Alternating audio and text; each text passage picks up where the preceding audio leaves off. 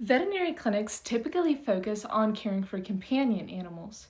If you don't know what a companion animal is, it's basically an animal that you would typically have in your house, a cat, a dog, etc. While veterinarians are trained professionals, they cannot know everything. For example, many veterinarians lack knowledge pertaining to wild animals. So what happens when a veterinary clinic is asked to care for a wild animal? In this video, I will be discussing how veterinary clinics deal with situations like these. It's common knowledge that wild animals have different needs and behaviors than companion animals. As a result, it's important for veterinarians to do their research when encountering a wild animal that they have not previously dealt with. Veterinarians also must be very thorough when inspecting wild animals, as they tend to hide their injuries from predators, including humans, even if they have good intentions. Before treating an animal, veterinarians should have a basic understanding of the laws in their state pertaining to veterinary care of wildlife.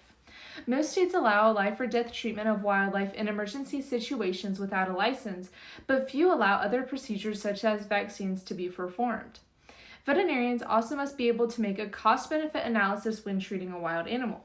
If the animal will either die or be forced to live in captivity for the rest of its life after treatment, euthanization should be strongly considered. If a clinic does not have the proper resources to care for a wild animal, they contact a wildlife rehabilitator. Unlike the average companion animal veterinarian, wildlife rehabilitators have a vast amount of knowledge on their area of specializations wildlife.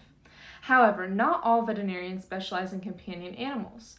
Wildlife veterinarians take care of a wide variety of animals such as toads, chipmunks, bats, birds, and raccoons. So what does their day-to-day life look like? It's more similar to companion animal vets than you may think.